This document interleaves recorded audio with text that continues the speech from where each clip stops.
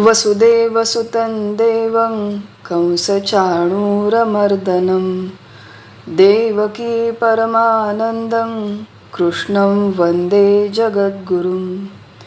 प्रपन्नपारिजाताय स्तोत्रवेत्रैकपाणये ज्ञानमुद्राय कृष्णाय गीतामृतदुहे नमः।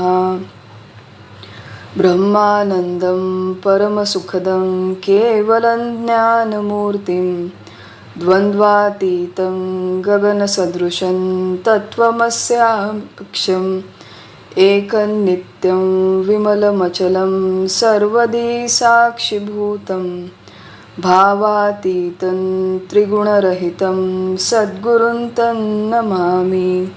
गोपाल कृष्ण भगवान की जय। सद्गुरुनाथ महाराज की जय।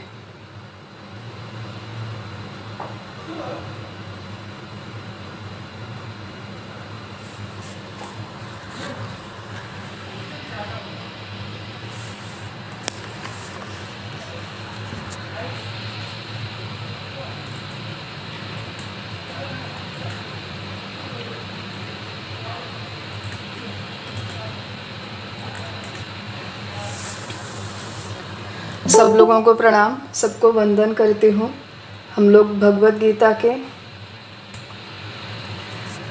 गीता के दूसरे अध्याय का अभ्यास कर रहे हैं। दूसरा अध्याय जिसका नाम सांख्य योग है।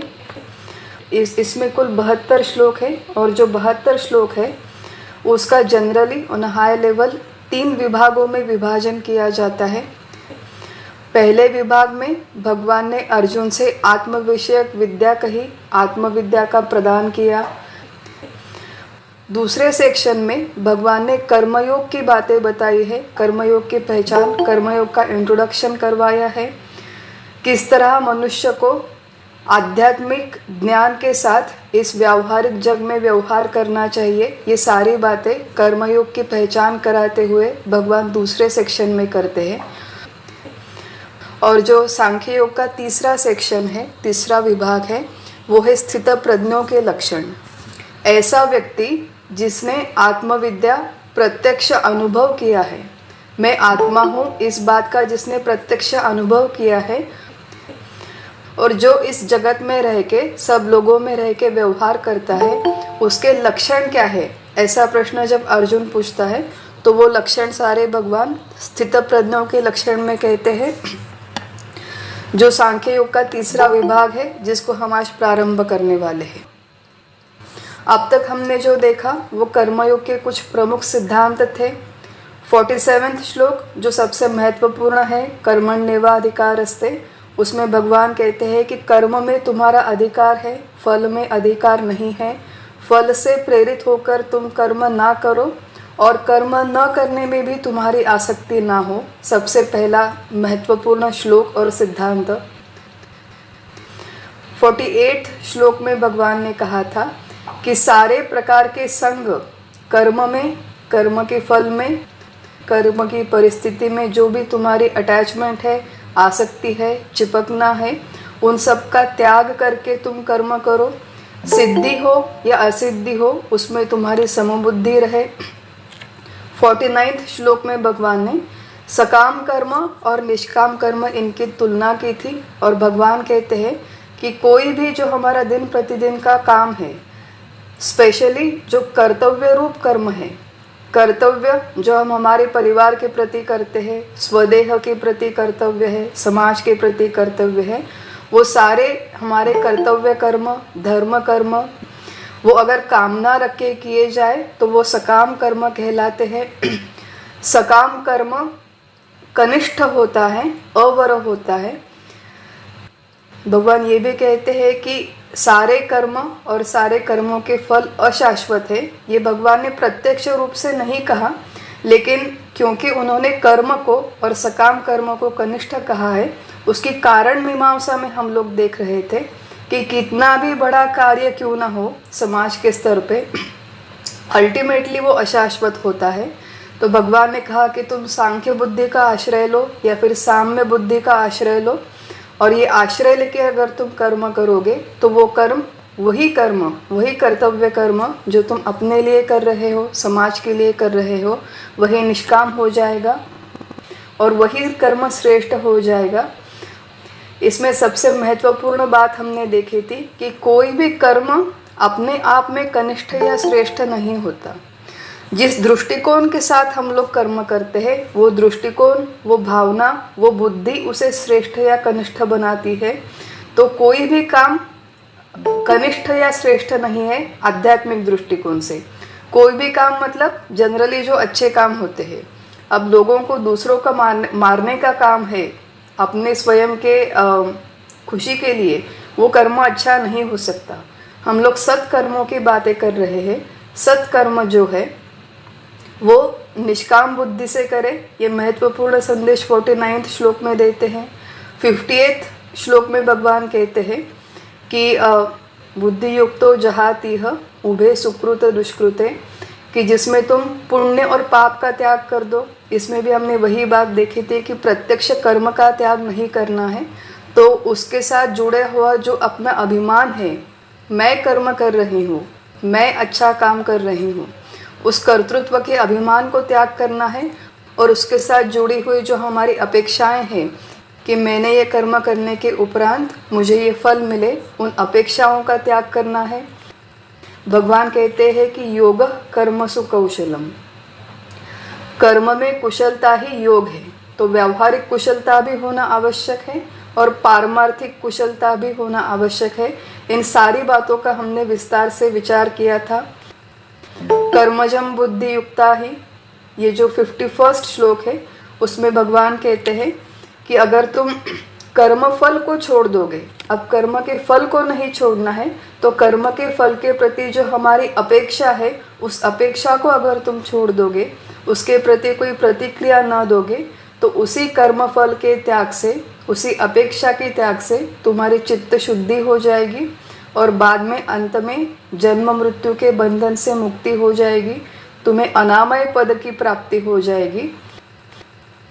और 52 श्लोक में भगवान कहते हैं यदा ते मोह कलिनम, इस अनामय पद की प्राप्ति अगर हमें होनी है तो अनामय, आमय शब्द का अर्थ है रोग, डिसीज। अनामय शब्द का अर्थ है जहाँ पर कोई रोग नहीं है, कोई बीमारी नहीं है, अत्यंत शुद्ध शांत ऐसा ये तत्व है। और वो तत्व मैं हूँ, इस अनुभूति के लिए, जिसे जीवन मुक्ति कहते हैं, अनामय पद की प्राप्ति कहते हैं, ज्ञान की प्राप्ति कहते हैं अलग अलग भाषा में। तो इस पद की प्राप्ति के लिए 2 तरह की दलदल को पार करना आवश्यक है। पहली दलदल जो है, पहला जाल है, वो प्रपंच का है, सांसारिक जाल है, जो 52 श्लोक में भगवान कहते हैं यदा ते मोह कलिलम बुद्धिर्व्यतितरिष्यति, कि संसार के इस दलदल से अगर तुम निकल जाओगे, जिस समय जब तुम निकल जाओगे, उस समय इन सारे सांसारिक भोगों में तुम्हारी रुचि कम हो जाएगी, तुम्हारे लिए वो आवश्यकता नहीं रहेगी। तो ये क्विक रिव्यू था कर्मयोग के सारे प्रिंसिपल्स का। इसमें से प्रत्येक श्लोक का हमने अत्यंत विस्तार से विचार किया है पहले सत्रों में। आज हम लोग आगे बढ़ेंगे और इसी कर्मयोग का जो अंतिम श्लोक है वो 53rd श्लोक है। याद है हमने 51 श्लोक में कहा था कि अनामय पद की प्राप्ति के लिए एक तो प्रापंचिक दलदल है, प्रापंचिक जो जाल है उसको पार करना आवश्यक है। उसके साथ भगवान एक दूसरी भी वार्निंग देते हैं, और जो दूसरी वार्निंग है और दूसरा इंडिकेशन है कर्मयोग का, वो 53rd श्लोक में देते हैं।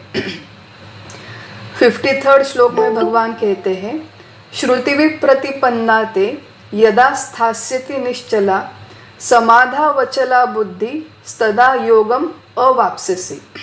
श्रुति और विप्रतिपन्ना, विप्रतिपत्ति ये मूल शब्द है। विप्रतिपत्ति शब्द का अर्थ है मतभेद या फिर मतांतर। श्रुति हमने ये देखा था शब्द, श्रुति शब्द का अर्थ है वेद, वेदांत शास्त्र। जो भी वेदांत शास्त्र हमारे सामने रखा गया है, जितने भी उपनिषद हैं, और केवल वेद वेदांत नहीं तो उसके उनको आधार लेके जितने भी शास्त्र ग्रंथ, संत ग्रंथ बनाए गए हैं, ये सारा का सारा आध्यात्मिक वाङ्मय विप्रतिपन्ना, विप्रतिपन्ना मतलब इसमें बहुत सारे वेरिएशंस है, बहुत सारे मतभेद है, मतांतर है। इन मतांतरों से जो बुद्धि विचलित होती है, ये विचलित होने वाली या फिर जो बुद्धि विचलित हो गई है, ऐसी बुद्धि यदा स्थास्यति निश्चला, जब ये विचलित हो गई बुद्धि जब पूरी तरह से निश्चल हो जाती है, मतलब श्रुति में शास्त्रों में जितनी सारे बातें कही गई है उनसे जब वो विचलित नहीं होती, समाधावचला बुद्धि, समाधव अचला बुद्धि, तब वो समाधि में अचल हो जाती है। समाधि में मतलब अपने स्वयं के परमात्मा स्वरूप में अचल हो जाती है, स्थित हो जाती है बुद्धि। जब तदा योगम अवाप्स्यसि, तब तुम्हें वो योग की प्राप्ति हो जाएगी। तो भगवान यहाँ पे इन सिंपल टर्म्स इतना ही कह रहे हैं कि देखिए, प्रपंच का हम लोग प्रापंचिक ही है, हम लोग सारे संसारी लोग हैं, हम लोगों को घर गृहस्थी है, अपने अपने काम है, बहुत सारी रिस्पॉन्सिबिलिटीज़ भी है। थोड़ा बहुत हम लोगों का पूर्व सुकृत जागृत हो जाता है, थोड़ा बहुत ये शास्त्र सुनने का अवसर हमें मिलता है। अगर हम लोग भाग्यवान हैं तो ये बातें कान पर पड़ती है, थोड़ा बहुत हम लोग सुनते हैं। प्रपंच में अगर कोई विचारवंत व्यक्ति है तो प्रपंच की उसकी आसक्ति धीरे धीरे कम हो जाती है या फिर जल्दी जल्दी कम हो जाती है और परमार्थ की तरफ हम लोगों की खिंचाई होती है। वी गेट अट्रैक्टेड, इस शास्त्र का अभ्यास करने लगते हैं, शास्त्र में इंसाइट आ जाती है तो बहुत सारा पढ़ने का मन करता है। तो ये जब हम बहुत सारा पढ़ने का सुनने का हमें मन करता है तो ये परमार्थ की भी एक दलदल है, ऐसा भगवान यहाँ पे कहते हैं। दलदल शब्द का डायरेक्टली उपयोग नहीं है, लेकिन ये जो जाल है इसी को यहाँ पर इंडिकेट किया गया है। श्रुति विप्रतिपन्ना, शास्त्र में जितने सारे मतभेद हैं, आदि शंकराचार्य है, आदि शंकराचार्य ने एक बहुत सुंदर वाक्य कह के रखा है, शब्द जालम महारण्यम चित्त भ्रमण कारणम। शब्दों का, शास्त्रों के शब्दों का ये जो जाल है ये चित्त के भ्रमण का एक प्रमुख कारण है, ऐसा आदि शंकराचार्य कहते हैं। तो इस शास्त्र में हम लोग जितना उलझ जाएंगे उतना हम लोग उसमें गुम हो जाएंगे और जो प्रमुख बात है, इसका जो प्रमुख उद्देश्य है, उस प्रमुख उद्देश्य को ही हम लोग भूल जाएंगे। ये एक वार्निंग, एक चेतावनी हमें यहाँ पर दी गई है। ये जो वेदांत शास्त्र का, भगवद गीता का हम लोग यहाँ पर अभ्यास कर रहे हैं, हम लोग ध्यान में रखें, this is not the ultimate thing. ये केवल एक सिस्टम है, ये केवल एक प्रणाली है। व्यवहार में भी हम लोग कई सारे सिस्टम्स है, कई सारे प्रणाली है जिनका उपयोग करते हैं।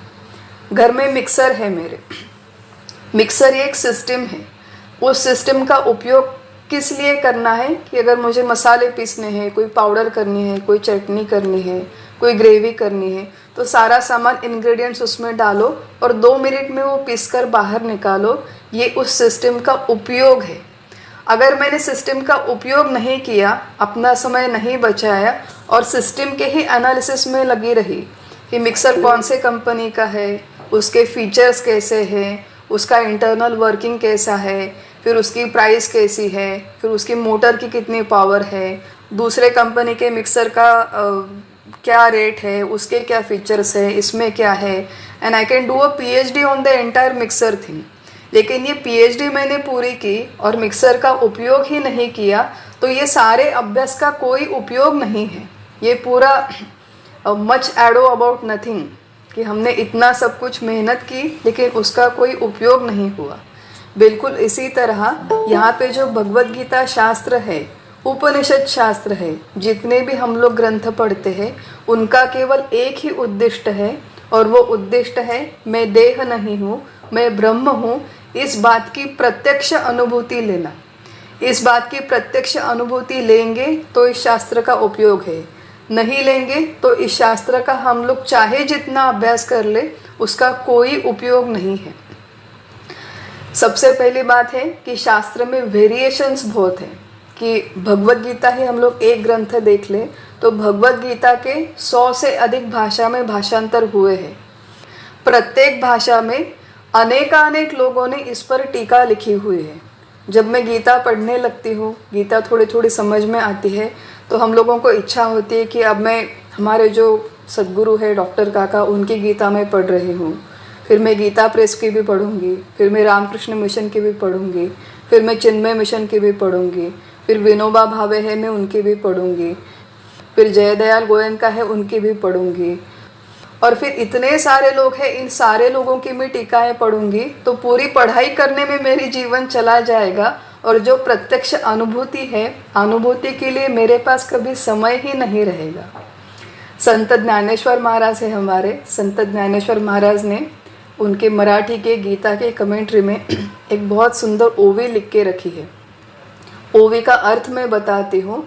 तो उन्होंने कहा है कि मान लीजिए कि एक बहुत बड़ा पर्वत है, माउंटेन है, माउंटेन के टॉप पर जाने के लिए बहुत सारी जगह से मार्ग है, लेफ्ट से है, राइट से है, दाएं बाएं से मार्ग है।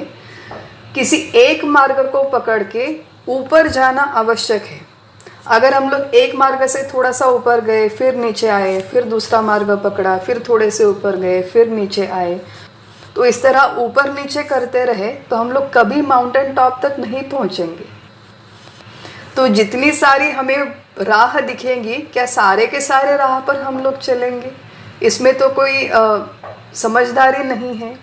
तो किसी एक मार्ग को पकड़े। देखिए, भगवत गीता की सारी टीकाएं अच्छी है, सारे कमेंटेटर्स अधिकारी है, लेकिन सारे के सारे अगर हम पढ़ेंगे तो हमारा समय उसी में चला जाएगा। हम उनमें से किसी एक अधिकृत टीका को पकड़े, किसी एक अधिकृत अभ्यास की पद्धति को पकड़े, ये सबसे आवश्यक बात है, नहीं तो सारा समय इस पढ़ाई में चला जाएगा। ये पहली बात। दूसरी बात ये थे कि हम लोग जब बहुत सारी किताबें पढ़ते हैं, बहुत सारा श्रवण करते हैं, बहुत सारे डिफरेंट अलग अलग माध्यमों से श्रवण करते हैं, अलग अलग संप्रदायों के लोगों का श्रवण करते हैं, तो उन शास्त्रों में, उन किताबों में, उन प्रवचनों में एक दूसरे से वेरिएशंस होते हैं। एक ही श्लोक के लोग अलग अलग इंटरप्रिटेशंस करते हैं, अलग अलग तरह से उसे प्रेजेंट करते हैं, और ये जो डिफरेंसेस जब हमारे सामने आते हैं तो बहुत सारा समय उसको रिकंसाइल करने में चला जाता है। प्रत्यक्ष वेदों में भी डिफरेंसेस है। उपनिषदों का जब हम लोग अभ्यास करेंगे तो उपनिषदों में एक जगह पर लिखा है, नायम आत्मा प्रवचने न लभ्यो, केवल प्रवचन करने से या सुनने से इस आत्मा की प्राप्ति नहीं होगी, ऐसा एक जगह पर कहा है। दूसरी जगह पर कहा है कि स्वाध्याय प्रवचनाभ्याम न प्रमदितव्यम। इसका मतलब प्रत्येक साधक को स्वाध्याय मतलब अपना अभ्यास और प्रवचन मतलब इसका श्रवण करना, शास्त्र का, इसके बारे में कभी प्रमाद नहीं करना चाहिए, कभी आलस नहीं करना चाहिए। तो एक जगह पर कहते हैं कि हमेशा स्वाध्याय करो और प्रवचन सुनो, दूसरे जगह पर कहते हैं कि प्रवचन से आत्मा की प्राप्ति नहीं होगी। आ गए दो कॉन्ट्राडिक्टरी स्टेटमेंट्स, अब इनको हम रिकंसाइल कैसे करेंगे? चले गए 2 घंटे मेरे। तो इस तरह से बहुत सारी किताबें पढ़ने में, सुनने में और उनको रिकंसाइल करने में हमारी सारा जीवन वेस्ट होने की संभावना है। इसलिए अत्यंत महत्वपूर्ण है किसी एक मार्ग को पकड़े, एक संप्रदाय को पकड़े, एक सद्गुरु के शरण में जाए, उनसे हम लोग एक साधना पद्धति सीख ले और उसी एक मार्ग से पहले माउंटेन के टॉप पे चले जाए। माउंटेन के टॉप पे जाने के उपरांत हम लोग ये कह सकते हैं कि सारे मार्ग सेम ही है, सारे मार्ग एक ही ऊंचाई पर जाने वाले हैं। लेकिन जब तक हम लोग उस ऊंचाई पर पहुंच नहीं जाते, एक ही मार्ग पर रहना, टिकना, स्थिर होना अत्यंत आवश्यक है। और जो साधक इस तरह स्थिर रह पाता है, अपनी स्वयं की बुद्धि से हम लोग स्थिर नहीं रह पाते। हमारी जो बुद्धि है वो दशों दिशा में भागती रहती है, बहुत डिस्ट्रैक्ट होती रहती है, बहुत सारे डेविएशंस आते हैं। तो हमें स्थिर रखने के लिए, हमें एकाग्र रखने के लिए सबसे महत्वपूर्ण है कि जो अधिकारी सद्गुरु है, अधिकारी कोई व्यक्ति है, उसके शरण में जाए कि हमें एक मार्ग बतलाइए जो एक मार्ग से मेरी प्रगति हो सकती है, मेरी उन्नति हो सकती है। तो बाकी का सारा उस नॉइस को कैंसिल करके मुझे केवल एक राह दिखाइए। इसके लिए किसी अधिकारी संत, सत्पुरुष, सद्गुरु को शरण जाना आवश्यक है। वो हमें ये मार्ग बतलाते हैं।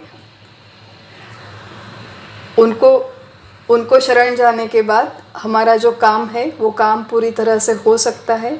तो इसलिए इस 53rd श्लोक में भगवान कहते हैं कि इस शास्त्र के जंजाल से जब तुम छूट जाओगे और जब तुम्हारी बुद्धि स्वरूप के अनुसंधान में पूरी तरह से स्थित हो जाएगी, तब तुम्हें उस योग का लाभ होगा।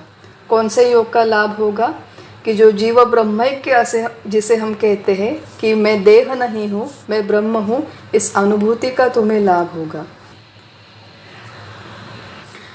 ये 53rd श्लोक कह के भगवान ने जो कर्मयोग का विवेचन प्रारंभ किया था उसका यहाँ पर उपसंहार होता है। कर्मयोग की बातें यहाँ पर समाप्त होती है और भगवद गीता के दूसरे अध्याय का जो तीसरा सेक्शन है, तीसरा विभाग है, जो अत्यंत महत्वपूर्ण और इंटरेस्टिंग सेक्शन है, उसका प्रारंभ होने जा रहा है।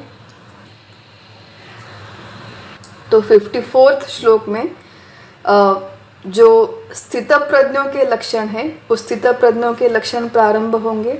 हम लोग पहले श्लोक पढ़ेंगे और उसके बाद इस संपूर्ण सेक्शन का विभाग का प्रास्ताविक देखेंगे, उसके बारे में चर्चा करेंगे। 54th श्लोक है जहाँ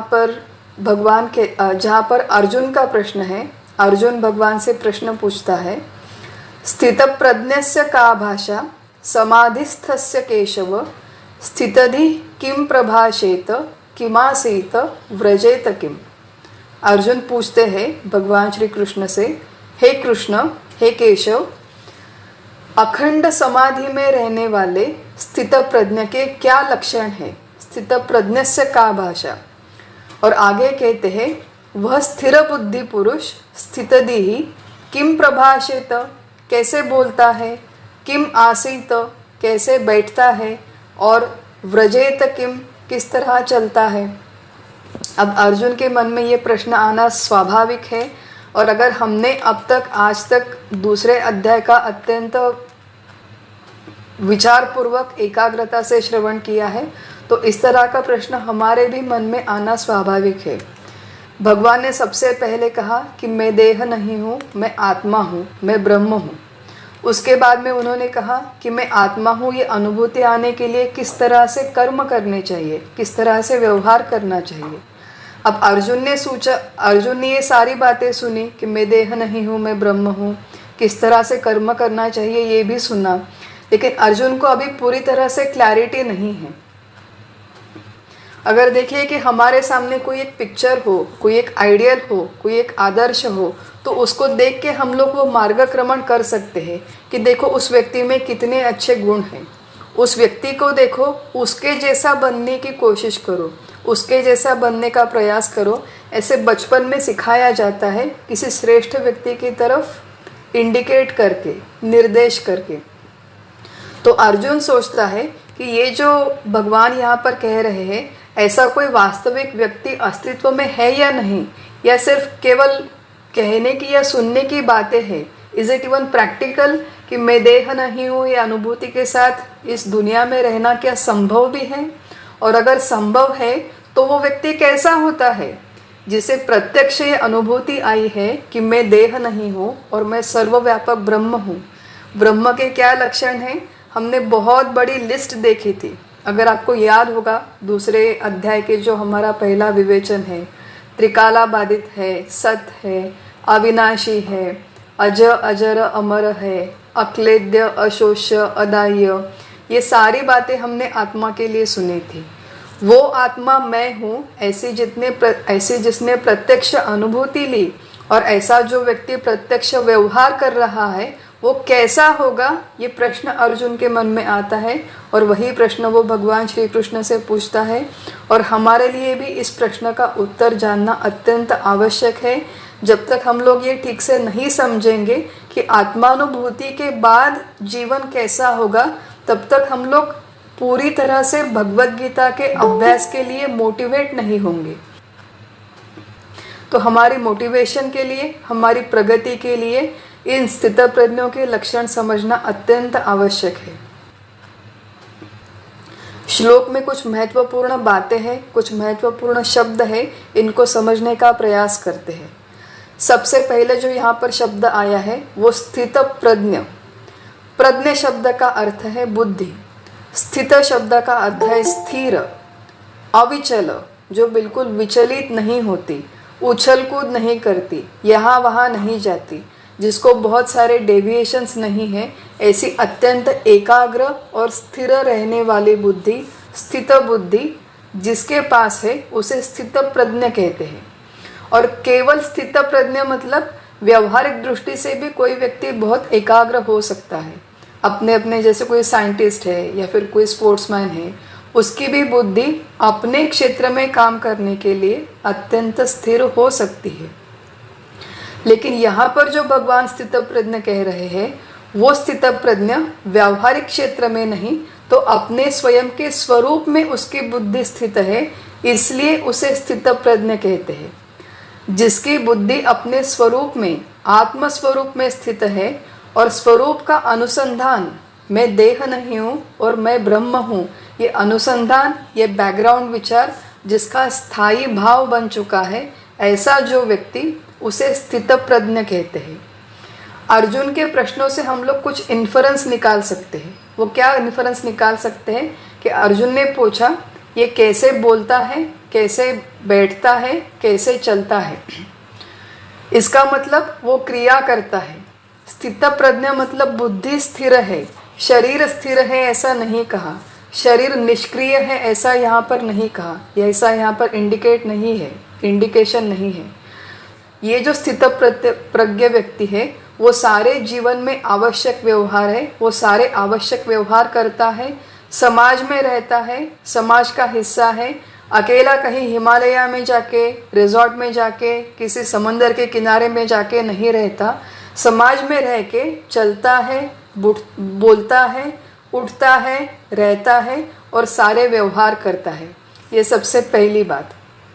दूसरी बात, स्थित प्रज्ञ मतलब उसकी बुद्धि अत्यंत एकाग्र है, स्थिर है, अपने स्वयं के स्वरूप में स्थिर है। बहुत सारे लोग स्थित शब्द का अर्थ बंद या फिर रुकी हुई, पॉज हो गई बुद्धि, ऐसा भी उसका अर्थ निकालते हैं, जो गलत अर्थ है, जो अयोग्य अर्थ है, जो ठीक नहीं है। जो बंद हो गई है, पॉज हो गई है, जो कोई काम नहीं करती, जो निष्क्रिय है, निरुपयोगी है, यूजलेस है, ऐसा उसका अर्थ नहीं। तो जो अपने स्वयं के स्वरूप में कायम स्वरूप स्थित हो गई है, कभी वहाँ से चलायमान नहीं होती, ऐसे जिसकी बुद्धि उसे स्थित प्रज्ञ कहते हैं। ये जो स्थित प्रज्ञ व्यक्ति होता है, हम लोग आगे देखेंगे कि ये सारे स्थित प्रज्ञ व्यक्ति, ये सारे जीवन मुक्त व्यक्ति अत्यंत कार्यक्षम होते हैं, क्रियाशील होती है, मोस्ट ऑफ देम। अगर हम लोग उनका चरित्र पढ़े, स्वामी विवेकानंद है, स्वामी विवेकानंद के चरित्र में बातें आती है कि उनकी बुद्धि कितनी एकाग्र थी, कितनी एकाग्र थी बुद्धि कि जब वो छोटे थे, एक कहानी आती है स्वामी विवेकानंद की। तो आजकल के जो बच्चे होते हैं या फिर हम लोग भी जब बच्चे थे तो हम लोग गुड्डा गुड़ियों के साथ खेलते थे। हम लोगों के आजकल के बच्चे गैजेट के साथ खेलते हैं, फ़ोन खेलते हैं, वीडियो गेम्स खेलते हैं। लेकिन स्वामी विवेकानंद जब छोटे थे तो उनके फेवरेट पास टाइम था खेलना, कि उनको ध्यान लगा के बैठना बहुत अच्छा लगता था। छोटे से थे तो बैठ जाते थे एक जगह पर आंखें बंद करके और अपने मन को एकाग्र करना उन्हें बहुत अच्छा लगता था। ये उनके लिए खेल था, जैसे छोटे बच्चों का खेल होता है, ये उनके लिए खेल हुआ करता था। तो एक दिन कहानी ऐसी आती है कि विवेकानंद और उनके कुछ मित्र एक जगह पर बैठे हैं, एक जगह पर बैठे हैं किसी मंदिर में या किसी जगह पर, आंखें बंद करके सब लोग बैठे हैं। तो वहाँ पर उन्हें कुछ आवाज़ सुनाई देती है, हल्की सी आवाज़ आती है। तो बाकी के जो बच्चे होते हैं वो अपने आंखें खोल लेते हैं। आंखें खोलते हैं तो देखते हैं वहाँ पर एक सांप बैठा है। तो सारे के सारे बच्चे डर जाते हैं और वहाँ से भाग जाते हैं, बिल्कुल वहाँ पे रुकते नहीं। तो विवेकानंद, उनका नाम नरेंद्र था, उनकी माताजी वहाँ पर होती है। तो माताजी देखती है कि क्या शोर शराबा है, क्यों ये बच्चे भाग के जा रहे हैं। वहाँ पे आके देखती है तो वो जो सांप है वो उनके बिल्कुल बाजू से चला जाता है, लेकिन विवेकानंद अत्यंत शांत एकाग्र वृत्ति से वहीं पर बैठे रहे। वो सांप आके बाजू से चला गया, उनको पता भी नहीं चला। इतनी एकाग्र बुद्धि उनकी बचपन से थी और इसी एकाग्रता का उन्हें बड़े होकर बहुत बड़ा फायदा हुआ। तो ये जो स्थितप्रज्ञ व्यक्ति होते हैं, उनकी एकाग्र और स्थिर बुद्धि के कारण वो व्यवहार में और परमार्थ के आध्यात्मिक क्षेत्र में भी अत्यंत कुशल होते हैं, दक्ष होते हैं, कार्यक्षम और निपुण होते हैं। जितना नैपुण्य हमारा है, जितनी कुशलता हमारी है, उससे कई गुना अधिक ये लोग कुशल और निपुण होते हैं व्यवहार में। तो स्थितप्रज्ञ व्यक्ति वो व्यवहार करना नहीं जानता। ये जो पारमार्थिक और आध्यात्मिक संत होते हैं, साधु महात्मा होते हैं, उन्हें दुनिया से कुछ लेना देना नहीं होता। उन्हें समाज में क्या घटनाएं हो रही है इनके बारे में कुछ जानकारी नहीं है। ये तो अपने अपने ही धुन में मस्त रहते हैं। यहाँ पे देखो दुनिया कहाँ से कहाँ जा रही है, इनको कुछ खबर बात नहीं है।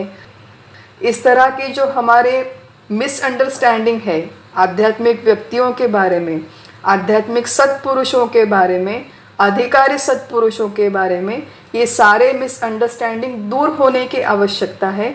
और वो सारे मिसअंडरस्टैंडिंग स्थितप्रज्ञों के ये लक्षण देखकर हमारे दूर होंगे। और जो चौथी बात है कि ये जो स्थितप्रज्ञ व्यक्ति है, कई बार ये लग सकता है कि पता नहीं ये कैसे लक्षण है, कि या कोई व्यक्ति ये पत्थर दिल आदमी है, कोई पत्थर दिल मनुष्य है, क्या इसमें कोई संवेदना नहीं है, इसे सुख नहीं होता, इसे दुख नहीं होता। अब आगे आने वाले हैं, ये सारे लक्षण आगे आने वाले हैं। तो ये संवेदना शून्य व्यक्ति नहीं है, कोई निष्क्रिय व्यक्ति भी नहीं है, उसकी बुद्धि बंद या रुकी हुई नहीं, और ये अखंड समाधि में रहने वाला भी नहीं है। यहाँ पर जब अर्जुन प्रश्न पूछता है तो अर्जुन के प्रश्न में दो हिस्से हैं कि जो अखंड समाधि में रहता है। अब प्रश्न में जब हम लोग देखते हैं कि ये व्यक्ति अखंड समाधि में रहता है, तो हमारे चेहरे के सामने जो एक चित्र आता है कि कोई एक योगी है जिसकी दाढ़ी बहुत बड़ी है, जिसने भगवे वस्त्र पहने हैं और जो हिमालय में जाकर ऐसी मुद्रा लगाकर समाधि में ध्यान में बैठा है। लेकिन उस तरह के भी योगी होते हैं, लेकिन उस योगी की बात यहाँ पर नहीं है। यहाँ पर जो स्थितप्रज्ञ है, उसकी जो अखंड समाधि है, देखिए उसके जीवन में भी दो तरह के हम लोग डिवीजन कर सकते हैं कि उसके दिन का, उसके रूटीन का, उसके जीवन का कुछ कालावधि बिल्कुल इसी तरह का समाधि में जाता है जो समाधि का वर्णन हम लोग देखते हैं, पढ़ते हैं और सुनते हैं, जिसे हम लोग बैठक की समाधि कहते हैं, बैठक की ध्यानावस्था कहते हैं। लेकिन वो समय छोड़ के उसका जो उर्वरित समय है वो समाज के साथ, समाज के लिए व्यवहार करने में व्यतीत होता है। तो वो व्यवहार भी करता है, समाधि में भी रहता है, ये एक अर्थ है। और दूसरा अर्थ ये है कि ये जो ज्ञानी व्यक्ति है, आत्मज्ञानी व्यक्ति है, जीवन मुक्त व्यक्ति है, जब वो व्यवहार करता है तो उसकी व्यवहार में प्रत्येक कृति समाधि के ही बराबर होती है। इसका अर्थ क्या है? एक ग्रंथ है दृग् दृश्य विवेक नाम का ग्रंथ, तो उसके अंत में एक बहुत सुंदर वाक्य आया है। तो उन्होंने लिखा है कि यत्र यत्र मनो याति तत्र तत्र समाधयः। ये जब जीवन मुक्त व्यक्ति समाज में उतरकर काम करते हैं, जहाँ जहाँ पर उनका मन जाता है, उनकी प्रत्येक स्थिति, प्रत्येक कृति ये समाधि ही होती है। भले ही वो खाना खाए, भले ही वो सोए, भले ही वो बात करे, भले ही वो कोई लेख लिखे, लेकिन उनकी प्रत्येक कृति मानो समाधि ही है। क्यों समाधि है? क्योंकि अंदर से वो अखंड आत्मानुसंधान में है। अंदर से उनका अनुसंधान, कनेक्शन अपने स्वरूप के साथ है और बाहर से इस दृश्य विश्व के साथ वो व्यवहार करते हैं, तो उनकी प्रत्येक कृति समाधि है, ऐसी एक बात कही गई है। भक्ति की परिभाषा में अगर हम लोग देखें तो यही बात दूसरे एंगल से बताते हैं। शिवमानस पूजा स्तोत्र है, आप सब ने सुना होगा कि यद्यत कर्म करोमि तत्तदखिलम शंभो तवाराधनम। मैं प्रत्येक कृति जो भी कर रहा हूँ, हे शंभु, ये तुम्हारी आराधना है, ऐसा भक्ति की भाषा में कहते हैं। ज्ञान की भाषा में प्रत्येक कृति समाधि है, भक्ति की भाषा में प्रत्येक कृति भगवान की आराधना है। इस दृष्टिकोण के साथ ये स्थितप्रज्ञ व्यक्ति समाज में उतरकर काम करते हैं, कार्य करते हैं। अब इतना जब हम लोग सब वर्णन पढ़ेंगे तो एक बात, एक विचार मन में आता है कि हाँ ठीक है, कोई होगे समाज में, एक आध दूसरा कोई सिद्ध व्यक्ति होगा, एक आध दूसरा कोई जीवन मुक्त होगा, लेकिन इससे मेरे जीवन में क्या फ़र्क पड़ने वाला है। उन लोगों ने किया भगवत गीता का अभ्यास, जो भी साधना है, ध्यान धारणा की, नाम स्मरण किया, वो जीवन मुक्त हो गए, उनको आनंद मिल गया। But what is it to me, मेरा क्या फ़ायदा है इसमें, मैं क्या कर सकती हूँ ये सब पढ़ के। तो इसके लिए एक महत्वपूर्ण बात है जो आचार्य शंकराचार्य हमें कह के रखते हैं उनकी टीका में, कि सिद्धों के जितने भी लक्षण हैं वो साधकों के लिए साधन है। और ये अत्यंत महत्वपूर्ण बात है। जब हम लोग इन स्थितप्रज्ञों के लक्षण पढ़ेंगे तो हमें लगेगा कि ये लक्षण मुझ में नहीं है, it is too far away, it is too high, और मैं ये सब नहीं कर सकती, इस तरह का विचार मन में आना संभव है। तो आज ये लक्षण मेरे अंदर नहीं, ये बिल्कुल ठीक है, लेकिन हम लोग अभ्यास क्यों कर रहे हैं कि वहाँ तक हमें जाना है। तो लक्षणों का अभ्यास इसलिए करें कि ये पढ़कर हमें प्रेरणा मिले, हमें दिशा मिले कि हमें एग्जैक्टली कौन सी दिशा में जाना है, कहाँ पर पहुँचना है। ये प्रेरणा मिलने के लिए और इस प्रत्येक लक्षण का साधना में रूपांतर करने के लिए हम लोग विचार करें, उस दिशा में हम लोग प्रवृत्त हो कि ये प्रत्येक लक्षण मेरे लिए एक साधना है। प्रारंभ में ये प्रयास आर्टिफिशियल होगा, हमें थोड़ा सा जबरन करना पड़ेगा, ज़बरदस्ती करना पड़ेगा, लेकिन जो जो हमें फल दिखेंगे, जो जो हमें शांति, तृप्ति, समाधान बढ़ता हुआ दिखेगा, तो ये सारी बातें धीरे धीरे आसान हो जाती है। लेकिन प्रारंभ में इसके लिए प्रयास करने पड़ते हैं। और दूसरी महत्वपूर्ण बात है कि बहुत सारे लोग जब इस भगवत गीता का अभ्यास करने लगते हैं, थोड़ी बहुत साधना करने लगते हैं, थोड़ा बहुत ध्यान धारणा या फिर नामस्मरण जो भी मंत्र है उसको चैंट करने लगते हैं, तत्वज्ञान का अभ्यास करते हैं, तो उन्हें एक क्यूरियोसिटी होती है, जिज्ञासा होती है कि मेरी प्रगति हो रही है या नहीं। तो बार बार हम लोग खुद को मेजर करना चाहते हैं कि हाउ फार आई एम, कि मेरी आध्यात्मिक प्रगति कितनी हुई है, कहाँ तक मैं पहुँची हूँ। व्यवहार में अपनी स्वयं की प्रगति देखने के लिए अलग अलग क्राइटेरिया होते हैं कि हमने कितना पैसा कमाया, हमें कितना यश मिला, फेसबुक में मेरे कितने सारे फ्रेंड्स हैं, इंस्टाग्राम में मेरे कितने फॉलोअर्स हैं, मैंने अगर पोस्ट की तो वो कितने लोग पढ़ते हैं, मैंने यूट्यूब में वीडियो डाला तो कितने लोगों ने देखा। ये सब देख के हम लोग हमारी प्रगति मेजर कर सकते हैं।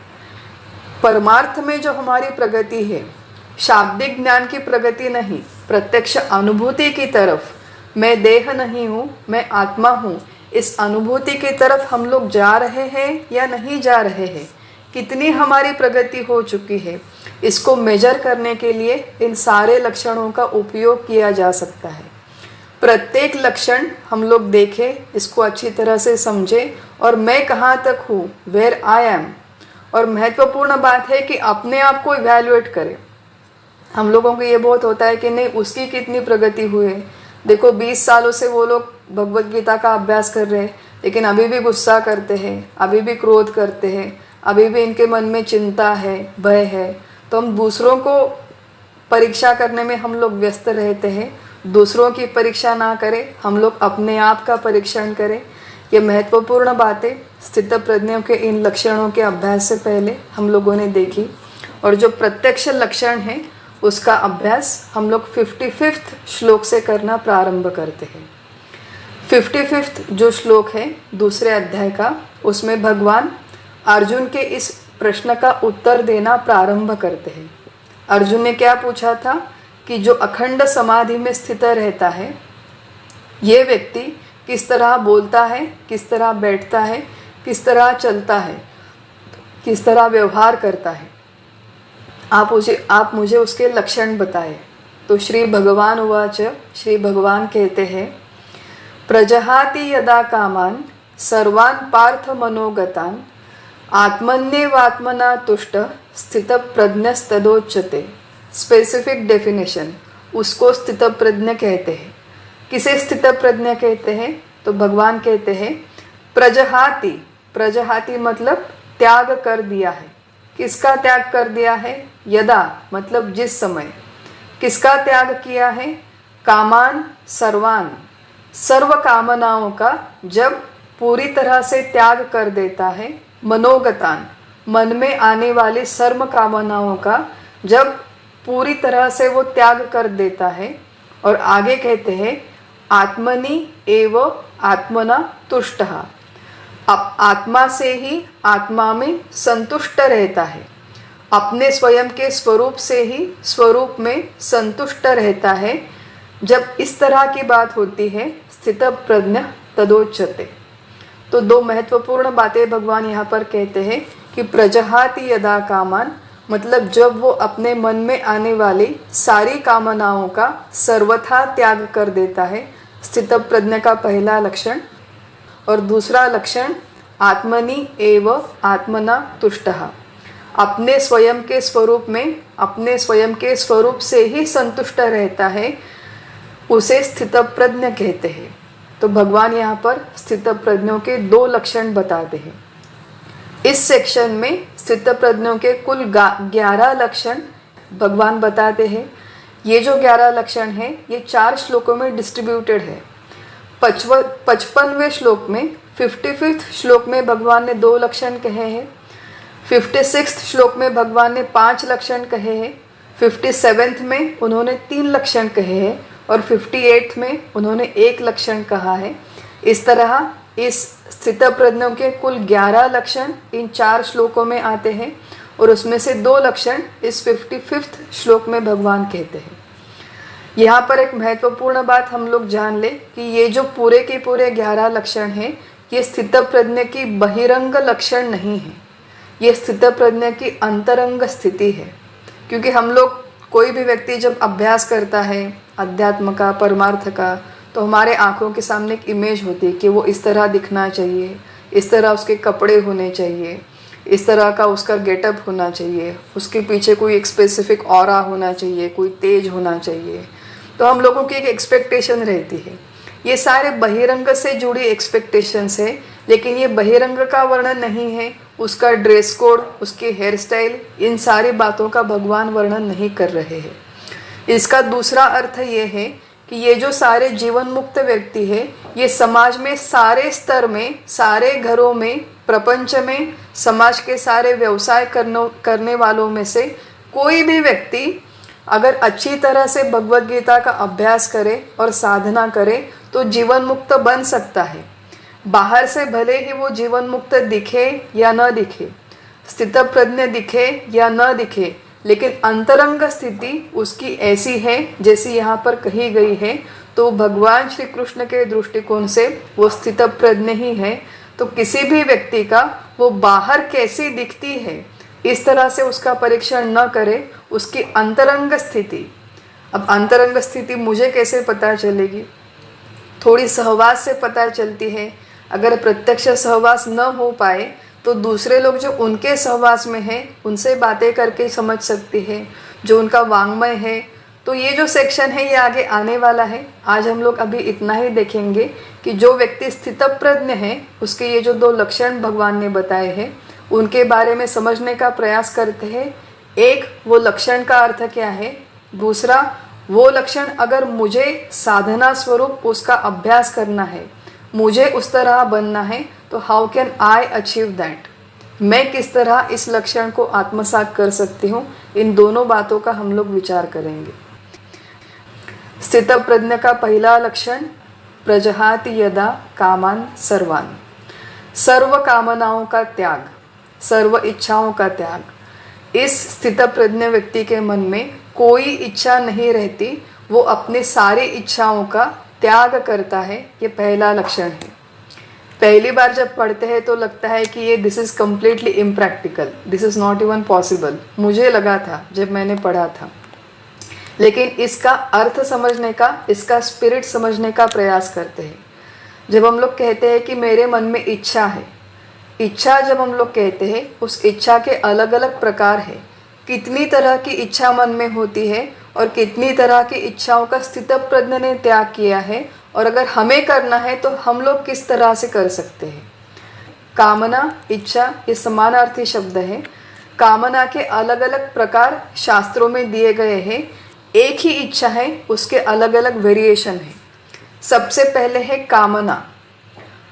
अप्राप्त वस्तु प्राप्त होने की इच्छा, उसे कामना कहते हैं। मेरे घर में कुछ नहीं है, वो मुझे चाहिए। छोटी सी बात है, हमारे घर में पहले फोम के सोफ़े होते थे। फोम के सोफ़े काफ़ी साल तक थे, लेकिन हम लोग किसी के घर पे गए तो उनके घर में बहुत अच्छा वुडन सोफ़ा सेट था, बैठने के लिए भी बहुत कंफर्टेबल था। जब मैं घर पे आई तो मन में एक ही इच्छा कि मेरे घर में वुडन सोफ़ा नहीं है, तो मुझे वुडन सोफ़ा चाहिए। आज अप्राप्त हो, घर में वुडन सोफ़ा नहीं है, वो अप्राप्त है, वो प्राप्त हो जाए, वो मुझे मिल जाए। अप्राप्त वस्तु प्राप्त होने की इच्छा, उसे कामना कहते हैं।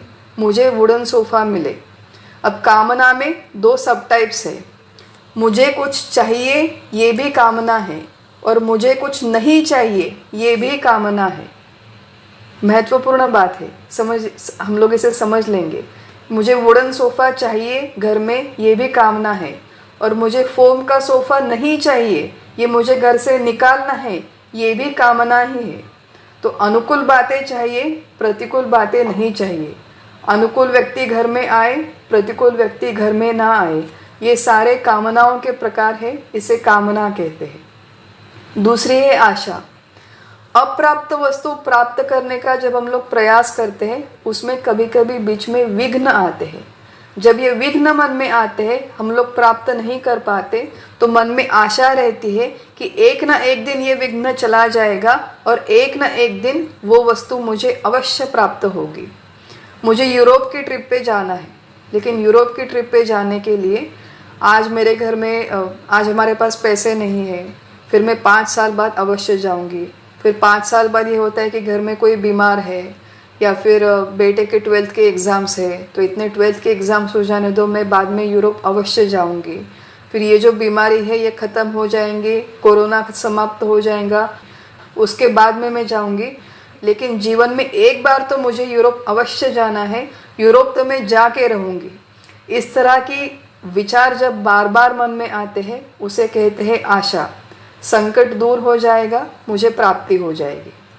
तीसरी बात है स्पृहा, आवश्यकता लगना। जीवन में मुझे किसी न किसी बात की आवश्यकता लगने लगती है। पहले नहीं लगती थी, लेकिन कुछ ट्रिगर हो जाता है, and then I start feeling it is necessary. किसी के घर पे हम लोग गए थे, तो वहाँ पे एक बच्चा था, छोटा बच्चा, 8वीं 10वीं में होगा शायद। तो उसने गले में एक हेडलाइट पहना हुआ था, जैसे हम लोग ब्लूटूथ हेडफोन पहनते हैं, तो ऐसे हेडलाइट पहना हुआ था। तो जैसे गले में माला डालते हैं वैसा वो लाइट होता है। तो पूरी रूम में अंधेरा है। आप अगर सो रहे हैं और आपको पढ़ना है, तो कई बार ये होता है कि हम लोग किताब पढ़ते हैं, किताब पढ़ने के बाद वहाँ से उठ के फिर लाइट बंद करके फिर से आके सोना पड़ता है। या फिर टेबल लैम्प भी हो तो उसका पूरे रूम में प्रकाश होता है। लेकिन यहाँ पे वो जो स्पेशल हेडलाइट मैंने देखा कि अपने गले में डाल के सोया है, उस हेडलाइट का प्रकाश केवल किताब पर जाता था, पूरी रूम में अंधेरा था। जब उसे सोना था तो उसने सिर्फ बटन ऑफ किया, वो हेडबैंड निकाल दिया, वहीं पर वो सो गया। जब से मैंने वो हेडबैंड देखा तो मुझे उसकी आवश्यकता महसूस होने लगी। जब मैं घर पे बैठ के रोज़ किताब पढ़ती हूँ रात को सोने से पहले, तो रोज़ लगता है कि नहीं है, ये अब मेरे पास वो हेडबैंड होना चाहिए था, तो कितना कन्वीनियंट होता। इतने साल मैंने वो हेडलाइट के बिना हेडलाइट के पढ़ा, लेकिन कुछ फ़र्क नहीं पड़ा। उस दिन मैंने देखा, तब से मुझे आवश्यकता लगने लगी। हेडलाइट के लिए मन में स्पृहा निर्माण हो गई, आवश्यकता लगना। उसके आगे है लोभ। घर में एक वस्तु है, एक फोम का सोफ़ा है, अब मुझे वुडन का सोफ़ा चाहिए। वुडन का सोफ़ा भी लेकर आ गए, अब मुझे घर में एक झूला चाहिए। अब झूला भी लेके आ गए, अब मुझे घर में एक रिक्लाइनर चाहिए। अब मुझे नए फैशन के चेयर चाहिए, जो ऊंचे वाले चेयर्स होते हैं वो भी मुझे चाहिए। तो एक वस्तु से हमारा मन नहीं भरता, और वस्तु चाहिए, और चीज़ें चाहिए। इससे हमारे मन की कभी तृप्ति नहीं होती, कभी शांत नहीं होती। और यही लोभ की मात्रा जब बढ़ती है, उसे तृष्णा कहते हैं। तृष्णा मतलब लोभ की मात्रा बढ़ी। अब इतना सामान, इतना फर्नीचर घर में हो गया कि जो हमारे 2 BHK का घर था वो अभी काफ़ी नहीं है। इतना फर्नीचर हम लोग कहाँ पे रखे, इतने कपड़े हम लोग कहाँ पे रखे, तो चलो बड़ा घर ले लेते हैं। अब 3 BHK में मूव हो गए, वो भी कम पड़ने लगा। वास्तव में घटी घटना है, ये मैं एग्जैजरेट नहीं कर रही हूँ। हमारे पहचान का एक परिवार था जिसमें केवल 3 व्यक्ति थे, पति पत्नी और उनका एक बेटा। वो पहले एक टाउन होम में रहते थे, 2 बेडरूम हाउस में। उन्होंने अपना खुद का घर ले लिया, 3 बेडरूम हाउस। 3 बेडरूम हाउस लेने के बाद कुछ 5 साल तक वहाँ पे रहे और बाद में कहने लगे कि नहीं, घर थोड़ा सा कम ही पड़ता है, अब बेटे का स्टडी रूम चाहिए, हमारा स्टडी रूम चाहिए, एक ऑफिस रूम चाहिए, एक गेस्ट रूम चाहिए। तो 3 लोगों की फैमिली 5 बेडरूम के बहुत बड़े बंगले में मूव हो गई। और वहाँ पे मूव होने के बाद फिर आगे फ्रंट यार्ड है, बैक यार्ड है, घर में लोग 3, कमरे 8, और इतना सब कुछ होने के बाद वो लोग आधे से ज़्यादा टाइम घर से बाहर ही रहते हैं। ये ऑफिस में रहते हैं, बच्चा स्कूल में रहता है, क्लासेस में रहता है, तो प्रत्यक्ष घर का उपभोग लेने के लिए वहाँ पर कोई नहीं, लेकिन घर बड़ा चाहिए। इस तरह से जब हमें मन में विषय चाहिए, उसे कहते हैं विषयों के बारे में तृष्णा। और अंत में जो इच्छा का, कामना का सबसे हीन स्तर है, उसे कहते हैं याचना। कि मुझे बड़ी कार तो चाहिए, हमारे घर में कार है लेकिन कार लेने के लिए पैसे नहीं है, तो फिर भैया के पास जाओ, बहन के पास जाओ, किसी से पैसे उधार ले लो, मैं बाद में पक्का तुम्हें लोन रिपे कर दूंगी, लेकिन अभी तो मुझे कार खरीदनी है, नई लेटेस्ट आईफोन मुझे खरीदना है। इसे कहते हैं याचना। कामना, आशा, स्पृहा, लोभ, तृष्णा, याचना, इतने अलग अलग फॉर्म्स में मन में जो हमारी इच्छाएं हैं वो हमारे दिन प्रतिदिन के व्यवहार में मैनिफेस्ट होती है। इन सारे इच्छाओं की पूर्ति के पीछे हम लोग जीवन भर दौड़ते रहते हैं। इन इच्छाओं की पूर्ति, सारे के सारे इच्छाओं की पूर्ति होना कभी संभव नहीं है। महाभारत में ऋषि व्यास है, ऋषि व्यास ने, महर्षि व्यास ने कह के रखा था, काम बंधनम एव एकम न अन्यत अस्ति इह बंधनम। मनुष्य को सबसे बड़ा बंधन अगर क्या है तो वो अपनी कामनाओं का बंधन है। अपने अंदर जो निर्माण होने वाली इच्छाएं हैं, उन इच्छाओं का सबसे बड़ा बंधन मनुष्य को है। ये अत्यंत सूक्ष्म है, ये उसे समझ में नहीं आता कि मैं बंधन में हूँ, तो वो एक के बाद एक इस तरह से इच्छाएं करता रहता है। अब स्थितप्रज्ञों का लक्षण क्या है कि उसने अपनी सारी कामनाओं का त्याग कर दिया है। सारी कामनाओं का त्याग उसने क्यों किया? अब देखिए, मन में जब इच्छा होती है, वो इच्छा की पूर्ति के लिए हम लोग प्रयास क्यों करते हैं? मुझे ये हेडलाइट चाहिए, हेडलाइट मुझे चाहिए, इस इच्छा की पूर्ति के लिए मैं प्रयास क्यों करती हूँ? क्योंकि जब मैं हेडलाइट लेकर घर पे आती हूँ और जब मैं उसका उपयोग करती हूँ, तब मुझे आनंद मिलता है, तब मुझे सुख मिलता है। इच्छा के पीछे हम लोग इसलिए दौड़ते हैं क्योंकि इच्छा के पूर्ति के बाद हमें सुख मिलता है। अब ये जो जीवन मुक्त व्यक्ति है, स्थितप्रज्ञ व्यक्ति है, he is already happy. Already happy मतलब क्या? उसके मन में सत चित आनंद, ये जो अपना स्वयं का स्वरूप है, जिसके बारे में हमने भगवद गीता के इस दूसरे अध्याय के पहले 20 श्लोकों में सीखा था, 2.11 से 2.30 तक, वो आत्मा मैं हूँ, ऐसी उसकी प्रत्यक्ष अनुभूति हो गई है।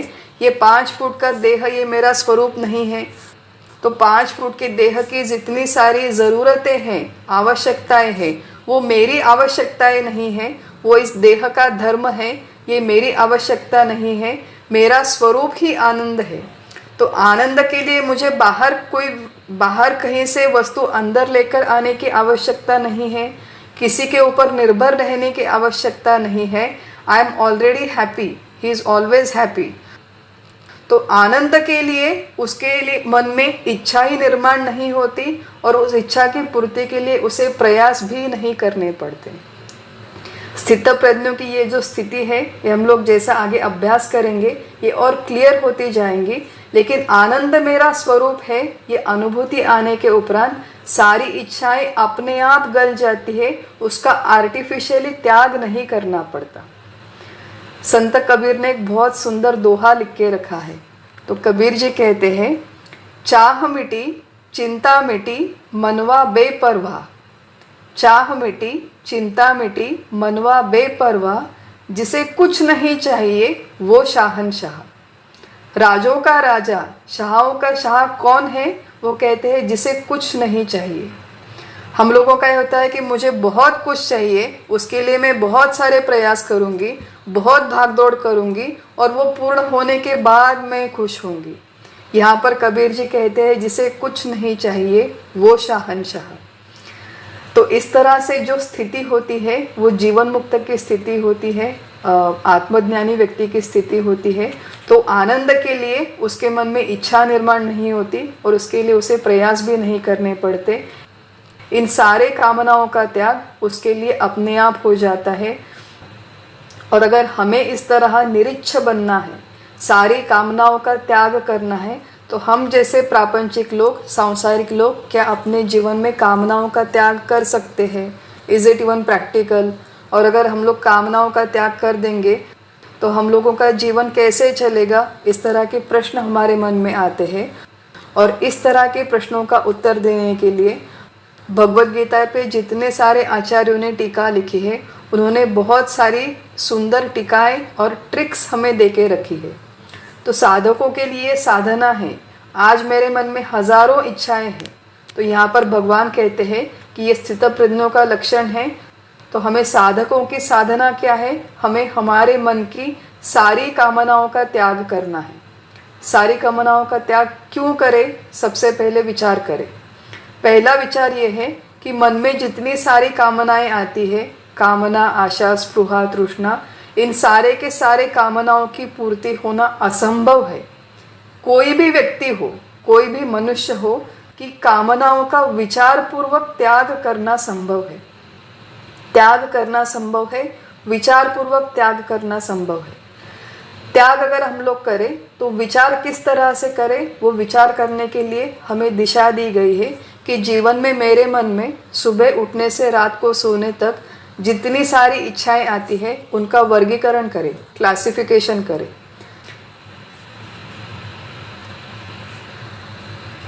किस तरह से क्लासिफिकेशन करें? तो सबसे पहली बात यह है कि जो इच्छाएं मेरे मन में आती है वो आवश्यक कौन सी है और अनावश्यक कौन सी है, पहली बात। दूसरी बात, व्यवहार्य कौन सी है, अव्यवहार्य कौन सी है, प्रैक्टिकल एंड इम्प्रैक्टिकल। तीसरी बात, उपयोगी कौन सी है और निरुपयोगी कौन सी है, जो इच्छाएं रखकर मन में कोई उपयोग नहीं होने वाला। इस तरह से धीरे धीरे अपने इच्छाओं का एनालिसिस करना सीखे, क्लासिफिकेशन करना सीखे। भूख लगी है, खाना है, आवश्यक इच्छा है शरीर के निर्वाह के लिए, तो इस इच्छा को रखने में कोई हर्ज नहीं, ये इच्छा रखना आवश्यक है। भगवान यहाँ पर इस कामना का त्याग करने के नहीं बोल रहे। लेकिन अनावश्यक इच्छा कौन सी है? अनावश्यक इच्छा ये है कि आज मैं सिर्फ छोले भटूरे ही खाऊंगी, दूसरा कोई खाना मुझे नहीं, मुझे सिर्फ छोले भटूरे ही चाहिए। ये अनावश्यक इच्छा है। ये वास्तव में घटी घटना है कि हमारे यहाँ परिवार में माता पिता और उनके 2 बच्चे होटल में गए थे खाना खाने के लिए। तो वो जो बच्चा है उसको पनीर बटर मसाला खाना था। वो मेरी सहेली कह रही थी कि उसे पनीर बटर मसाला खाना था। उन्होंने ऑर्डर किया, लेकिन वो ऑर्डर लेने में कुछ गलती हो गई या फिर उनके पास इंग्रेडिएंट्स नहीं थे, मुझे पता नहीं। लेकिन जो उन्होंने बना कर ला कर दिया वो पनीर लबाबदार था, पनीर बटर मसाला नहीं था। तो बच्चा वहीं पर रोने लग गया, वहीं पर उसने उधम मचाया कि मुझे पनीर बटर मसाला चाहिए था और आपने पनीर लबाबदार क्यों दिया। अब बच्चे ने ये शोर मचाया इसलिए ठीक है, लेकिन हम लोग बड़े होते हैं, लेकिन हमारे भी इस तरह से टैंट्रम्स होते हैं। एक परिवार में वास्तव में घटी घटना है कि एक घर का जो मुख्य पुरुष होता है, उनका ये क्राइटेरिया था कि जब घर में खाना बनेगा तो खाना बनाने के बाद जब आप सर्व करते हो तो वही खाना जिस कढ़ाई में आपने खाना बनाया है उसी कढ़ाई में वो सर्व नहीं होना चाहिए। वो जो एक सर्विंग वेसल होता है, अलग सर्विंग बाउल में डाल के आपने डाइनिंग टेबल पे रखना है। तो एक दिन कुछ काम हुआ, गड़बड़ में थी, वो जो महिला थी घर में वो भूल गई या फिर याद नहीं रहा, तो उसने वही कढ़ाई लाकर टेबल में रख दी। तो ये जो गृहस्थ थे पुरुष, उन्होंने वो कढ़ाई उठाई उसके अंदर जो भी सब्जी दाल थी उसके साथ, और पूरी की पूरी कढ़ाई वो अन्न के साथ खिड़की के बाहर फेंक दी। अब ये एक्सट्रीम एग्जाम्पल है, लेकिन हम लोग हमारा स्वयं का परीक्षण कर सकते हैं कि हमारे ऐसे टैंट्रम्स हैं जीवन में, हमारे ऐसी अनावश्यक इच्छाएं हैं खाने के बारे में, खाना सर्व करने के बारे में, या फिर जो कोई भी उपभोग है जो आवश्यक इच्छा नहीं है। इस शरीर के जीवन के निर्वाह के लिए जो इच्छा आवश्यक नहीं है, अनावश्यक है, उसको बाजू में करें, उसको पहचाने कि दिस इज़ नॉट नेसेसरी। दूसरी बात है कि व्यवहार्य, इज़ इट प्रैक्टिकल। मन में मेरी बहुत सारी इच्छाएं होते हैं, स्वप्न रंजन, डे ड्रीमिंग जिसे कहते हैं। बहुत सारे लोग आजकल ये एक फैशन है कि समर आते ही हम लोग समर वेकेशन पे जाएंगे, छुट्टी पे जाएंगे। तो मुझे जितने पैसे मिलते हैं, मुझे जितना पगार मिलता है, इट इज़ प्रैक्टिकल कि हम लोग मनाली में चले जाए या महाबलेश्वर में चले जाए। इतने पैसे हम लोगों के पास है, वहाँ पर हम लोग छुट्टी मनाने के लिए जा सकते हैं। लेकिन मेरे पड़ोस वाले लोग यूरोप में गए या फिर फ्रांस में गए, तो मैं यूरोप में नहीं जा सकती, मेरे पास इतने पैसे नहीं हैं। तो प्रैक्टिकल इच्छा कौन सी है, इम्प्रैक्टिकल इच्छा कौन सी है? छुट्टी पे चले जाएं, प्रैक्टिकल है। यूरोप में चले जाएं, इम्प्रैक्टिकल है। तो ऐसी इम्प्रैक्टिकल जो इच्छाएं हैं, इनको थोड़ा विचार करके दूर कर दे। और तीसरी जो महत्वपूर्ण है, उपयोगी और निरुपयोगी।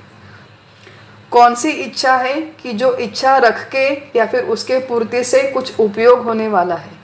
बहुत सारी हमारे मन में इच्छाएं होती है जिनका कोई उपयोग नहीं होता, उनका मूल्य शून्य रहता है। मेरा घर स्वच्छ रहे, मेरा घर साफ सुथरा रहे, मेरे घर में अनुशासन हो, ये इच्छा ठीक है, इसका उपयोग है। मैं अपने घर के लोगों से बात कर सकती हूँ, वो अनुशासन में लेकर आ सकती हूँ। मेरा घर, मेरी कॉलोनी, मेरा नेबरहुड, यहाँ तक ये इच्छा ठीक है। लेकिन सारा का सारा भारतवर्ष पूरी तरह से स्वच्छ हो, सारे के सारे भारत में सारे लोगों को अनुशासन हो।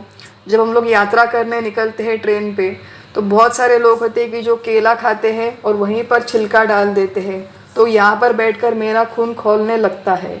तो सारे के सारे लोग अनुशासन से रहे, ये जो मेरी इच्छा है इसका कोई उपयोग नहीं है, क्योंकि इतने बड़े स्तर पर, इतने बड़े देश पर एक व्यक्ति की इच्छा का राज्य नहीं होता।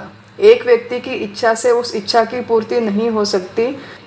मेरा जितना सर्कल ऑफ इन्फ्लुएंस है, जहाँ तक मैं काम कर सकती हूँ, वहाँ तक अगर हम लोग इच्छा रखें तो उनका उपयोग है। तो अगर हमें निरीच्छ बनना है, निष्काम बनना है, तो टुवर्ड्स दैट एंड जो सबसे पहली स्टेप है कि दिन प्रतिदिन के जीवन में हमारे मन में जितनी सारी कामनाएं आती है, उनका हम लोग क्लासिफिकेशन करना सीखें। जो अनावश्यक है, जो अव्यवहार्य है और जो निरुपयोगी है, इन सारी इच्छाओं को, उनको धीरे धीरे धीरे अपने मन से निकाल दे।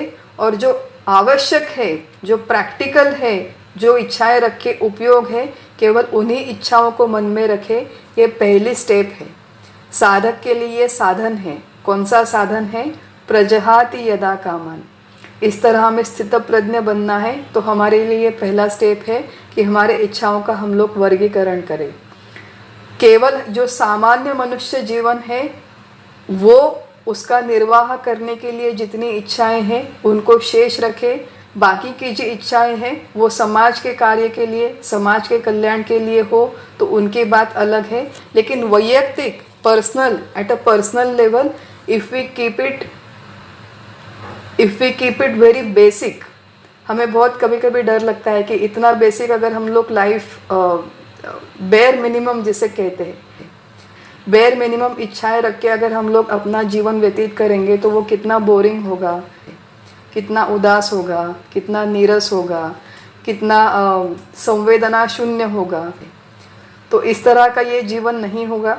इसका जो अधिक विचार है हम लोग अगले सत्र में करेंगे। लेकिन महत्वपूर्ण बात यहाँ पर है कि प्रजहाति यदा कामान, इसके लिए हमें हमारी इच्छाओं का निराकरण, वर्गीकरण करना आवश्यक है। आज हमारा जो चिंतन है वो यहीं पर समाप्त करते हैं। अगला जो चिंतन है वो अगले सत्र में हम लोग करेंगे। हरि ओम तत्सत।